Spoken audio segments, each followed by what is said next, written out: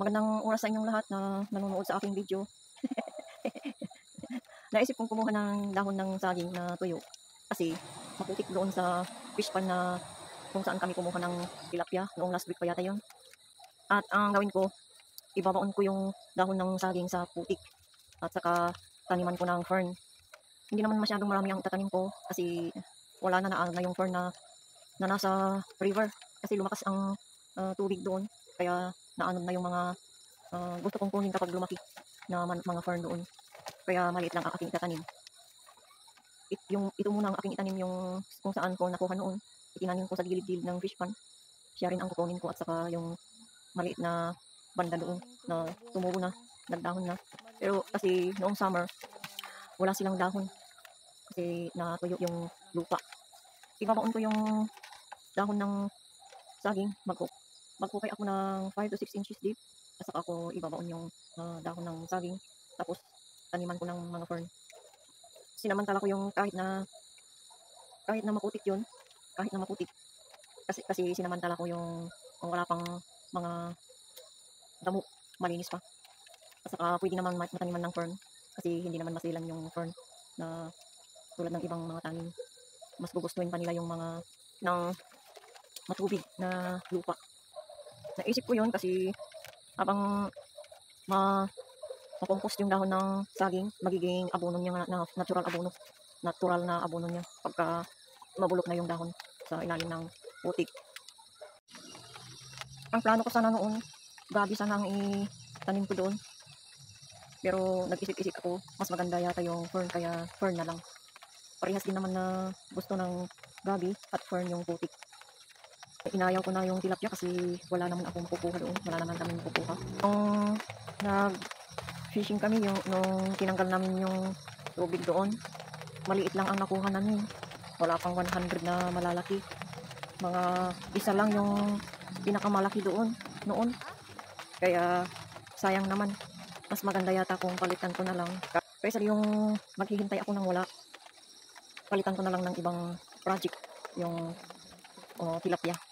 Siguro subukan ko kung ano ang mas maganda na project. mag 71 na ako. mag 71 na ako, pero pwede pa naman. sa isip ko malakas pa naman ako, kaya mag-project na naman ako ng iba. Sana magkikip yun. Kaya lang yung yung pako, lagi-laging malinisan, tanggalin yung ibang damo. Pero sana makakaya ko. Salamat ulit sa inyong panonood. Sana hindi naman ako mas mapaspas na makaisip ng content, kaya kung minsan wala akong mai-upload. Kaya ganun ang kalayo, kaya yun ang agwat ng aking mga content sa aking YouTube. Ang tagal-tagal. Pero kahit na matagal-tagal ang agwat ng aking pag-YouTube, basta mayroon, at saka original naman. Nandito ako ngayon sa aking kaingin. Dito na lang ako mag-edit kasi walang masyadong ingay ng mga manok, kasi sa bahay maingay doon. At saka yung crickets lang ang ating maririnig. Iisa lang naman niya. May naghaharod doon sa baba, pero hindi naman malakas.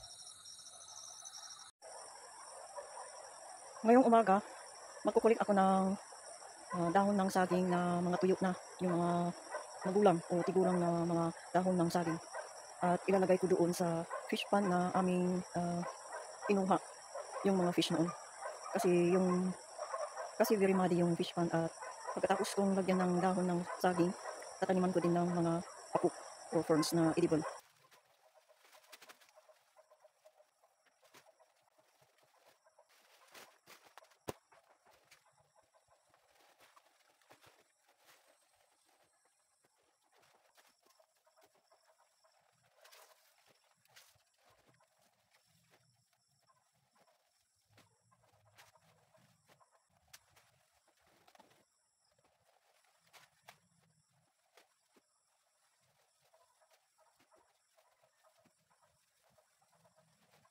Maraming tumubong maliliit na mga ferns dito. Salamat naman at lumalaki na sila. Noon wala sila dito. 1 month ago, wala sila. May spores na nahulog dito at sila ang tumutubo ngayon. Yung mga iba, yung mga iba naanod na sila pero may kumapit sa ground, sila ang tumutubo ngayon. Ito ang kukunin ko na itanim doon sa fish pond na aming nagkuhaan ng fish noon. Last week yata yun. Sana maging blessing yun. Tuloy ko ang pagkuha ng dahon ng saging dito.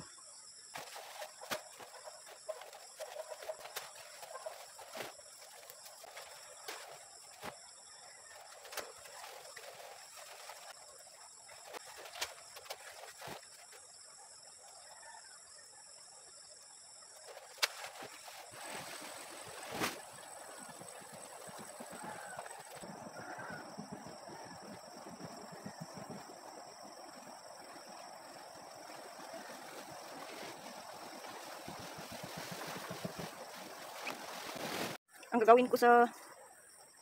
gagawin ko sa dahon na kinuha ko, ibabaon ko dito sa fish pond na wala nang tubig.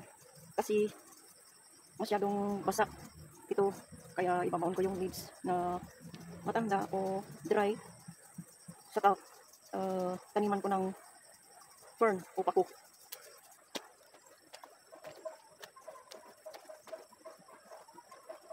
Maganda yata kung hahanap muna ako ng ibang material na pangtanggal sa mud. Kasi mahirap pala yung palang gamitin. Subukan ko, aking kukunin yung rick sa ibaba. Yung 3 ngipin sana na ang aking gagamitin pero wala dito.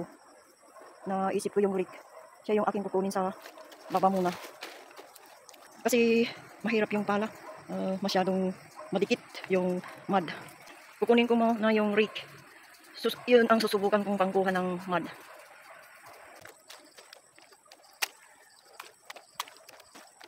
Pwede naman. Light duty lang. Hindi masyadong i-diin sa lupa. Kasi yun lang ang kaya niya. Para light duty lang pero pwede naman.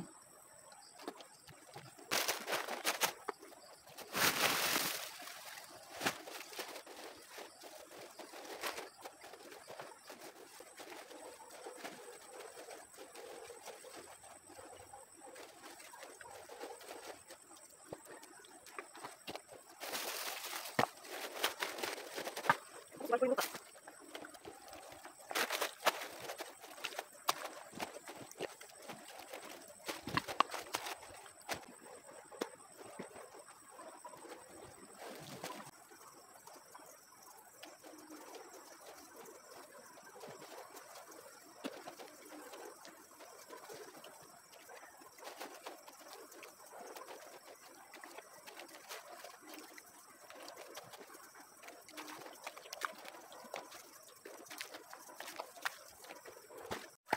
Noong unang testing, very muddy pa rin ito. Mas marami ang tubig. Trinay ko yung nagtanim.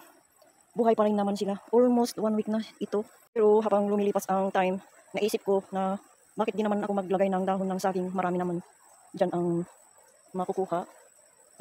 Kaya trinay ko ngayon na magbaon ng dahon ng saging. Ngayon, punta ako sa baba at kukuha ako ng mga fern na lumalaki na ngayon. Sila ang aking itatanim dyan. Kung organic ang aking iniisip, bakit di ko masubukan na magbaon ng dahon ng saging na mga matured or dry. Kaya trinay ko. Organic naman ang aking iniisip, kaya ganyan na lang. Naging ganyan, mataas ang lupa.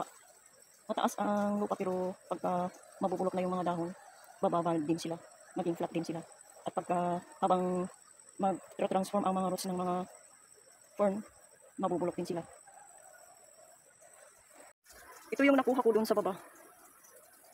Itatanim ko na may araw pero okay lang. Sana hindi masyadong mainit. Cloudy naman sa skies. Yun. Cloudy naman. Siguro mag-uulan mamayang hapon kaya magtanim ako ngayon. Maliliit sila pero may ugat naman. Kaya nung summer kasi very dry ang lupa doon sa kanilang tinutubuan. Kaya namatay, nawala yung dahon nila. Pero nung umulan, ito na. Umusbong ulit ang kanilang dahon.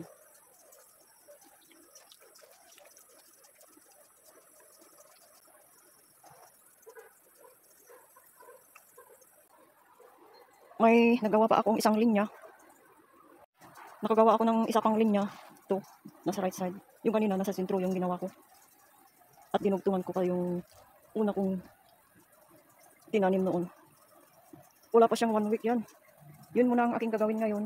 Sinabi ko sa aking manugang kahapon na maglilinis ako ng maaga sa kanyang pichay. Pero dito ako pumunta. Nakagawa ako ng 2 1/4 na line. Ilagyan ko ng leaves ng banana sa ilalim para magiging organic fertilizer niya.